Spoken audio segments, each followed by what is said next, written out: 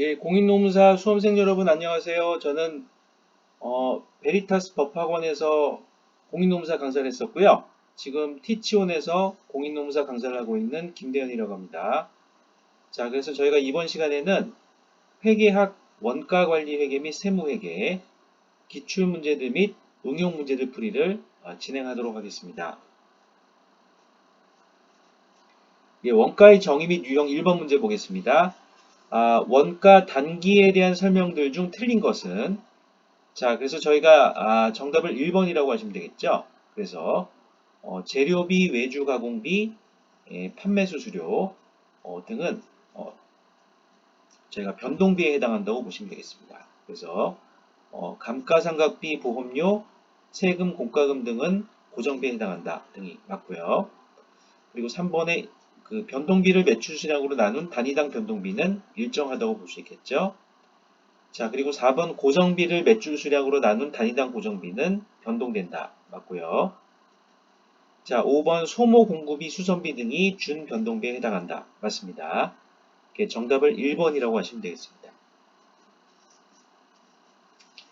자, 2번 사전 목표적 원가로서 목표 설정, 예산 편성, 가격 결정 등의 목적에 활용되는 원가를 의미하는 것은 그래서 저희가 2번의 정답은 3번으로 해주시면 되겠습니다. 그래서 표준원가가 되겠죠.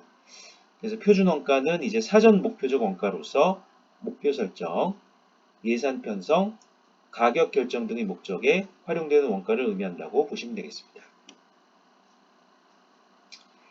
자, 그리고 원가 계산의 분류입니다. 3번. 제품의 원가 구성에 있어서 투입된 모든 원가, 즉 재료비, 노무비, 제조경비 등을 전부 제품 원가로 구성하는 원가 계산 방법은 자, 그래서 3번의 정답은 3번이라고 하시면 되겠죠. 전부 원가 계산, 풀 코스팅이라고 하시면 되겠습니다. 그래서 제품의 원가 구성에 있어서 투입된 모든 원가, 즉 재료비, 노무비, 제조경비 등을 전부 제품 원가로 구성하는 원가 계산 방법은 전부 원가 계산이 되겠습니다. 예, 정답이 3번이고요. 자, 4번의 사전 원가 계산이며 실제 원가에 대한 통제 및 평가 목적의 원가 계산 방법을 의미하는 것은 그래서 4번의 정답은 3번 표준 원가 계산 스탠다드 코스팅이라고 해주시면 되겠습니다. 그래서 앞에서 저희가 보셨던 표준 원가하고 다 연결되는 개념이죠. 그래서 이 표준 원가 계산은 사전 원가 계산이며 실제 원가에 대한 통제 및 평가 목적의 원가 계산 방법을 의미한다고 보시면 되겠습니다.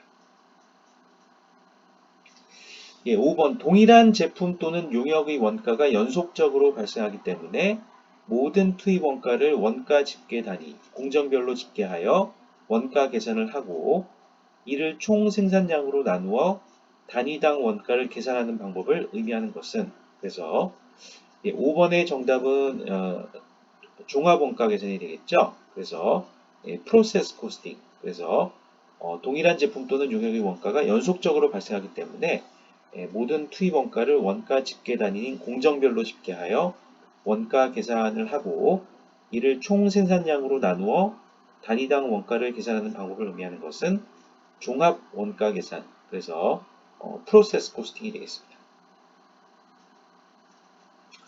6번 원가 관리 절차를 순서대로 바르게 언급한 것은 그래서 6번의 정답은 저희가 2번 6번은 2번이라고 하시면 되겠죠. 그래서 원가 부문을 먼저 설정하신 이후에요.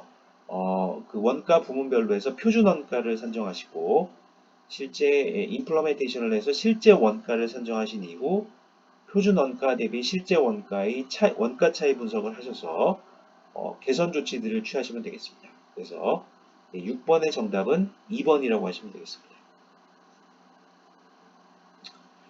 7번 원가 차이 분석에 대한 설명들 중 틀린 것은 그래서 7번의 저희가 정답은 그죠? 2번이라고 하시면 되겠죠? 그래서 수량 차이라고 하는 것은 구매 부문의 책임이 아니고요. 생산 부문의 책임이 되겠습니다. 그래서 수량 차이는 생산 부문의 책임으로서 내부적으로 통제가 가능하며 단기적 조치가 필요하다. 그죠? 1번 원가 차이는 수량 차이와 가격 차이로 나누어 분석한다. 맞고요. 3번 가격 차이는 구매 부문의 책임으로서 내부적으로 통제가 어려워 장기적 대책이 필요하다. 맞죠? 자, 4번의 재료비 차이는 수량 차이와 가격 차이로 구성된다. 맞고요. 5번 노무비 차이는 시간 차이와 임률 차이로 구성된다. 맞습니다. 7번의 정답은 2번이라고 하시면 되겠습니다. 8번 원가 차이 분석 이후의 개선 조치들에 대한 설명들 중 올바른 것은 그래서 그 8번은요.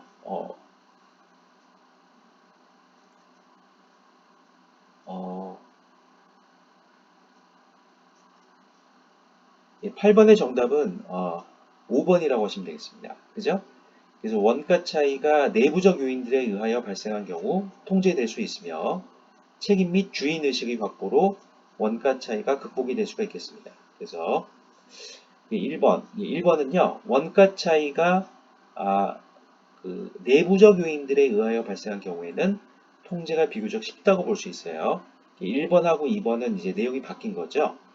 그리고 2번 원가 차이가 외부적 요인들에 의하여 발생한 경우에는 통제가 비교적 어렵다고 볼 수가 있겠습니다. 그래서 자, 그리고 3번하고 4번하고도 내용이 바뀌었습니다.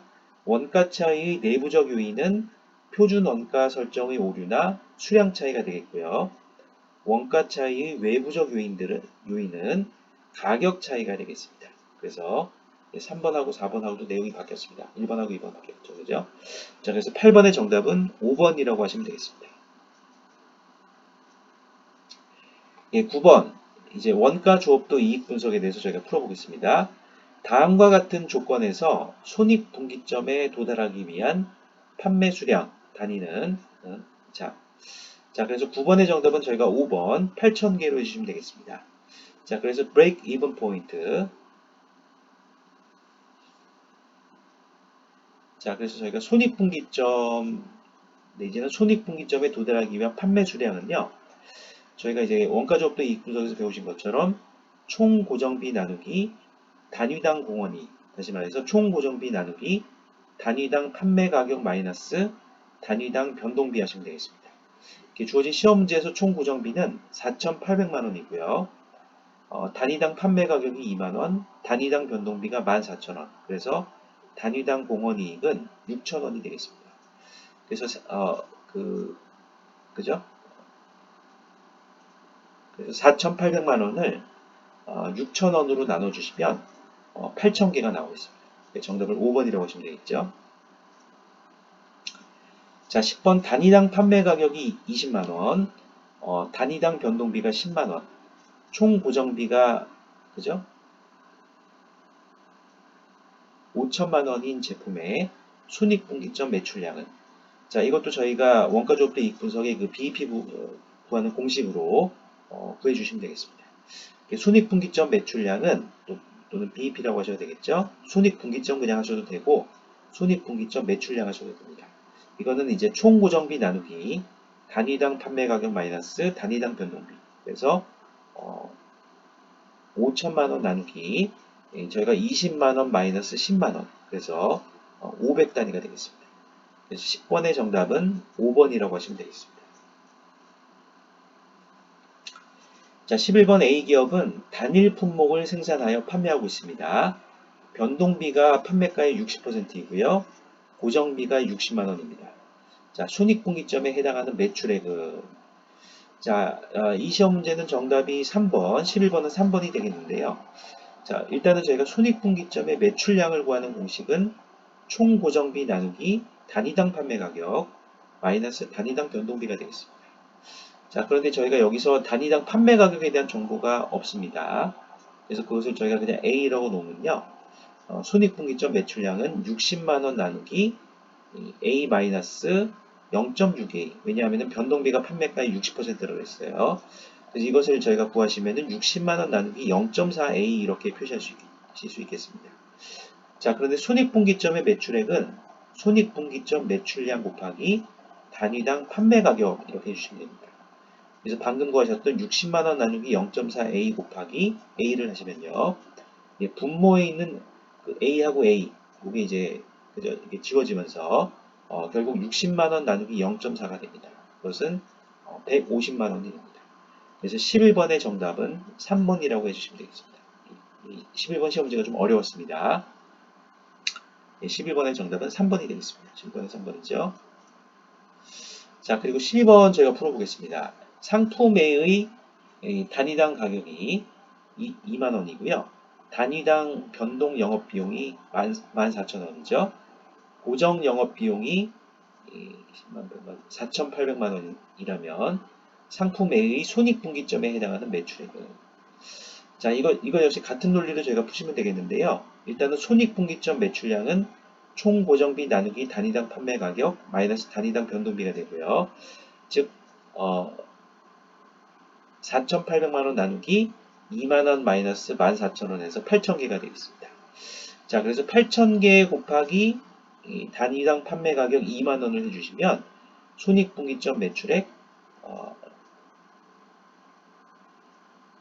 1억 6천만원이 되겠습니다.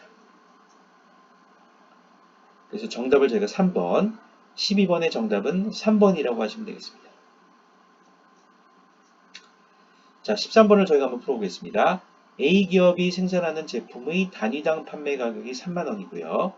단위당 변동 비용이 1만원입니다. 고정비가 1000만원일 경우 목표 영업이익 500만원을 달성하기 위한 매출량은, 그래서 자, 이것은 이제 저희가 목표 매출량을 구하는 공식으로 저희가 푸시면 되겠죠.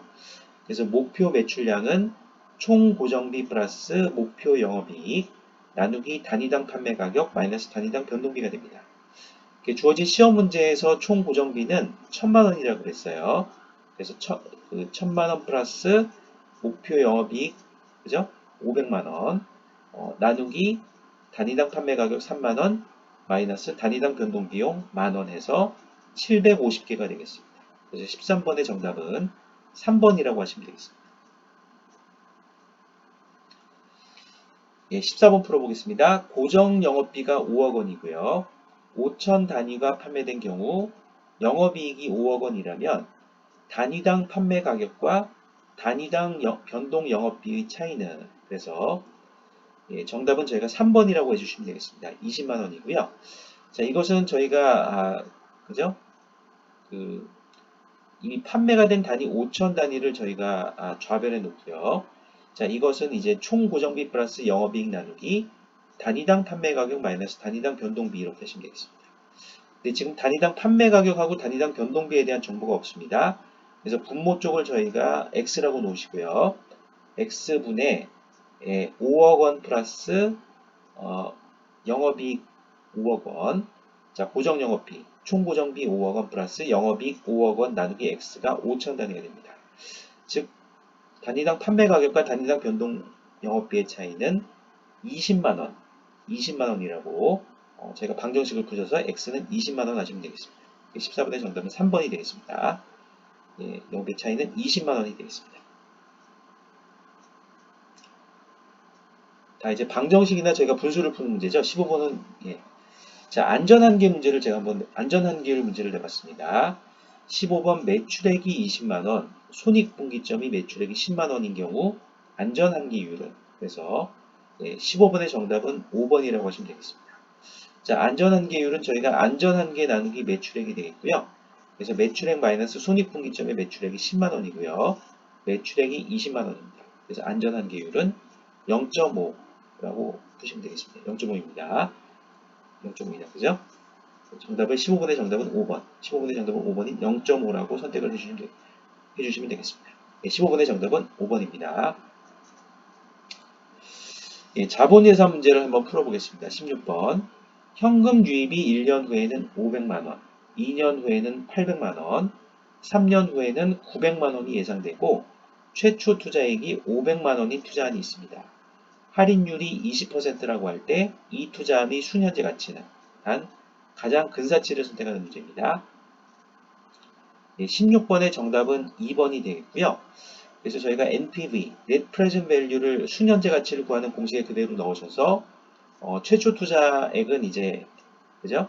1년 후가 아니고 지금 투자가 된다고 보시고, 그래서 계산 공식에 500만원 나누기 할인율이 20%니까 1 플러스 0.2로 나누시고요. 2년 후인 800만원은 제가 복리 형태로 계산이 되니까 1 플러스 0.2의 제곱으로 나눠주시고요. 3년 후에는 900만원이죠. 900만원 나누기 1 플러스 0.2의 세제곱, 그죠? 1 플러스 0.2의 3승으로 나눠주시면, 나눠주신 상태에서 이걸 다 더해주시고, 여기서 500만원을 빼주시면, 약 993만원이 도출됩니다. 그래서 16번의 정답은 2번이라고 해주시면 되겠습니다. 약간 어려운 문제였습니다. 17번 투자한 분석 기법으로서의 순현재 가치 NPV법에 대한 설명으로 옳은 것은, 자, 그래서 이제 17번의 정답은 그죠? 5번이 되겠습니다. 그래서 순현재 가치법에서는 투자의 내용 연수 동안 발생할 미래의 모든 현금 흐름들을 반영한다. 이게 맞고요.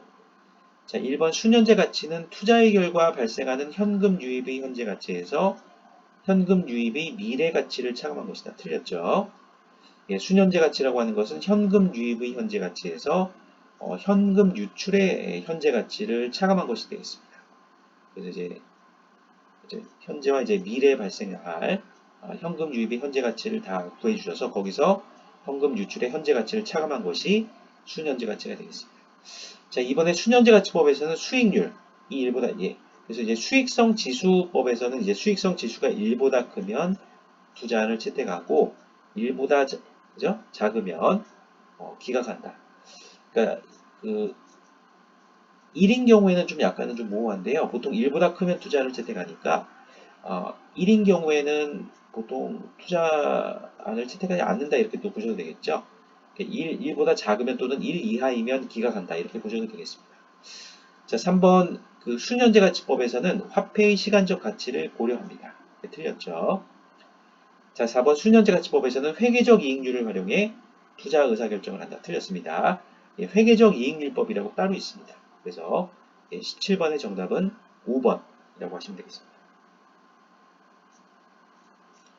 18번의 투자안의 경제성 평가 방법에 대한 설명들 중에서 옳은 것은 그래서 정답은요.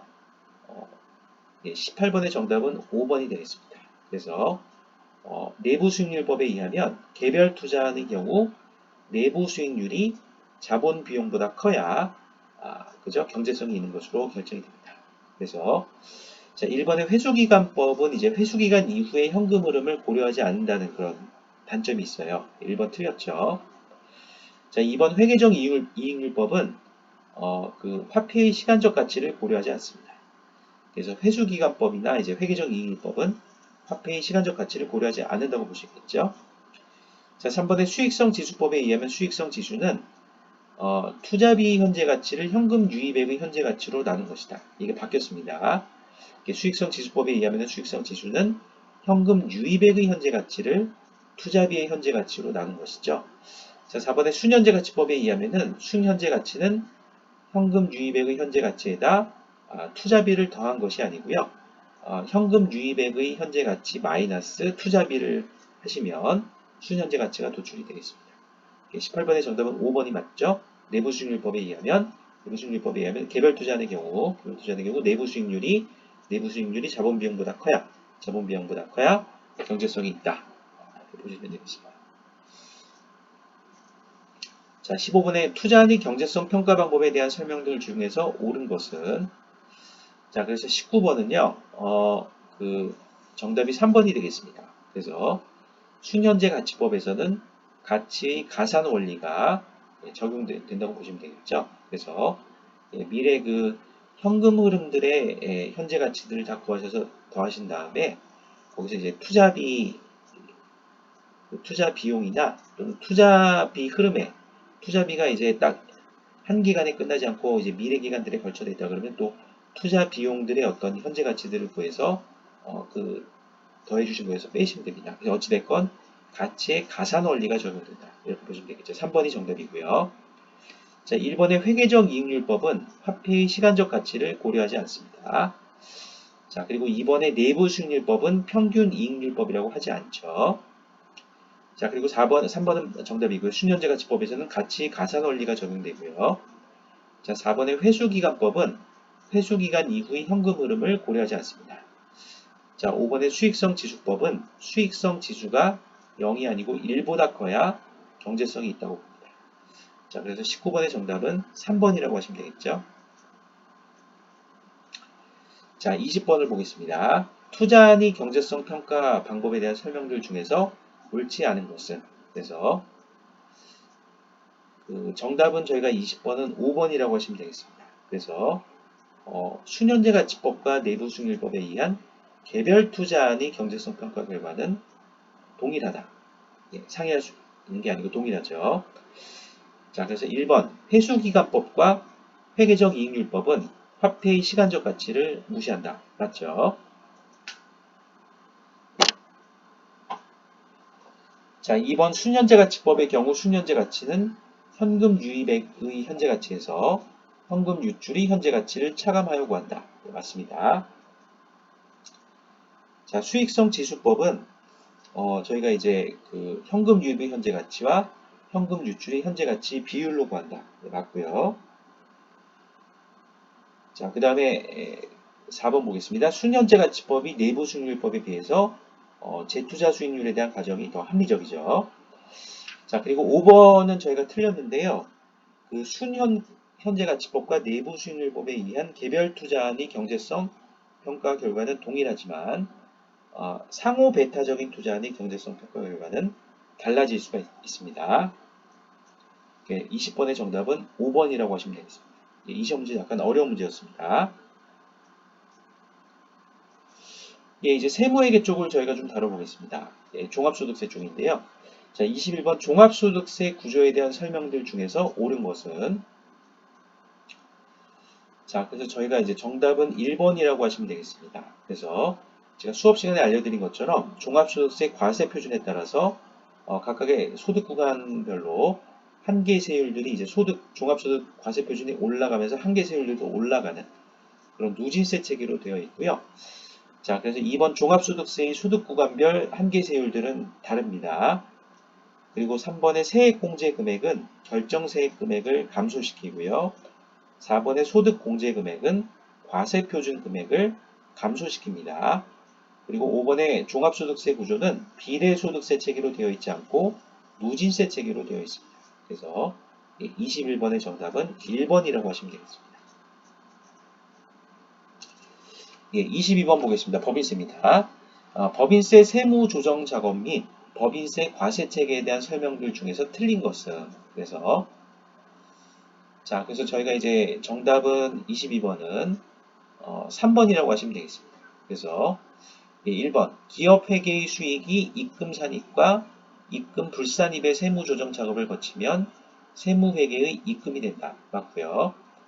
자, 2번 기업 회계의 비용이 손금 산입과 손금 불산입의 세무 조정 작업을 거치면 세무 회계의 손금이 된다. 맞습니다. 자, 3번 세액 공제 금액은 결정 세액 금액을 감소시킵니다. 제가 밑에 그림을 넣어드렸죠? 돼요. 자, 그 다음에 4번의 소득 공제 금액은 과세 표준 금액을 감소시킨다. 맞죠? 이것도 밑에 그림을 보시면 되겠습니다. 자, 5번의 법인세율들은 누진세 체계로 구성된다고 볼 수 있다. 그래서 제가 뒤에서 보여드릴 예정인데요. 법인세율들 역시 누진세 체계로 구성이 되어 있습니다. 자, 23번 풀어보겠습니다. 법인세 세무 조정 작업 및 법인세 과세 체계에 대한 설명들 중 옳은 것은, 자, 그래서 저희가 이제 정답은 이제 23번은요.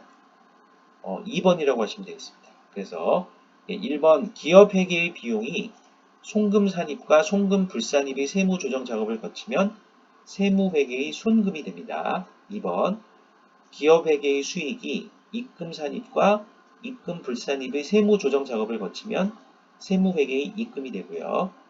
자, 3번 세액 공제 금액은 결정 세액 금액을 감소시킵니다. 그리고 4번의 소득 공제 금액은 과세 표준 금액을 감소시킵니다. 자, 그리고 5번의 법인세율은 단일세율 구조로 되어 있다. 네, 틀렸죠? 누진세 체계로 되어 있습니다. 자, 24번 법인세 세무조정 작업 및 법인세 과세책에 대한 설명 등 중에서 틀린 것은 그래서 저희가 이제 정답은요. 24번은 3번이라고 하시면 되겠습니다. 다른 내용들은 제가 앞에서 다 설명을 해드렸기 때문에요. 법인세율은 이제 누진세책으로 되어 있다. 그죠? 다음 제가 페이지에 넣어드렸죠. 법인세율의 구조는 이제 각 사업연도의 소득, 그리고 이와 동일한 청산소득이 모두 2억 원 이하는 가번의 10%, 나머지 2억 원 초과 200억 원 이하는 2천만 원 플러스 2억 원을 초과하는 금액의 20%. 자, 200억 원 초과 3천억 원 이하인 법인들은요. 각 사업연도의 소득이 39억 8천만 원. 그래서 2억 원 이하 10%, 2억 원 초과 200억 원 이하 그죠? 20% 반영이 된 것에 다 그걸 합산하시면 39억 8천만 원이 되고요. 플러스 200억 원을 초과하는 금액의 22%가 적용이 되죠. 나머지 3천억 원 초과를 하시면 655억 8천만 원. 이전의 소득 구간들에 대해서 계산된 금액 플러스 3천억 원을 초과하는 금액의 25%가 부과됩니다. 토지 등 양도소득하고 기업의 미관리 소득은 한번 읽어보십시오. 법인세 및 부가가치세입니다. 25번 법인세 및 부가가치세에 대한 설명들 중에서 옳은 것은 그래서 25번의 정답은 3번 부가가치세율은 10%이다. 이걸 선택하시면 되겠습니다. 자, 1번의 법인세는 법인이 벌어들인 소득에 대해서 직접 부과가 되는 직접세이고요. 부가가치세는 물품세이고요. 간접세가 되겠습니다. 자, 2번 법인세 및 부가가치세는 단일세율 구조들을 활용하고 있다. 부가가치세는 10%인데요. 법인세율들은 제가 앞에서 설명해드린 대로 누진세 체계로 되어 있습니다. 물론 이제 부가가치세 같은 경우에도 그죠? 영세율이나 면세 이런 구조도 있습니다. 근데 기본적인 이제 세율 구조는 10%의 단일세율을 취하고 있어요. 단일세율입니다. 그렇게 보시면 되겠습니다. 3번은 맞고요. 4번 법인세에 있어 세무회계의 입금의 수치는 기업회계의 수익의 수치와 동일하다고 볼 수 있다. 아니죠. 그래서 기업회계의 수익에다가 입금 산입과 입금 불산입의 세무 조정 작업을 거쳐야 세무회계의 입금이 나옵니다. 자, 그리고 5번도 틀렸죠. 법인세에 있어 세무회계의 송금의 수치는 기업회계의 비용의 수치와 동일하다고 볼 수 있다. 보통 다릅니다. 그래서 이제 기업회계 비용의 송금 산입과 송금 불산입의 세무 조정 작업들을 거쳐야 저희가 이제 세무회계의 송금의 수치를 얻으실 수가 있겠습니다. 그래서 25번의 정답은 3번이라고 하시면 되겠습니다. 자, 수험생 여러분 수고하셨습니다. 그래서 저희가 이제 다음 시간에는 제가 현금 흐름표와 재무비율 분석 및 재무관리론 특강을 제가 이제 다음 시간부터 차근차근 이제 하나하나 이제 차근차근 진행을 하겠습니다. 수험생 여러분 수고하셨습니다. 건강한 성공을 기원드립니다. 감사합니다.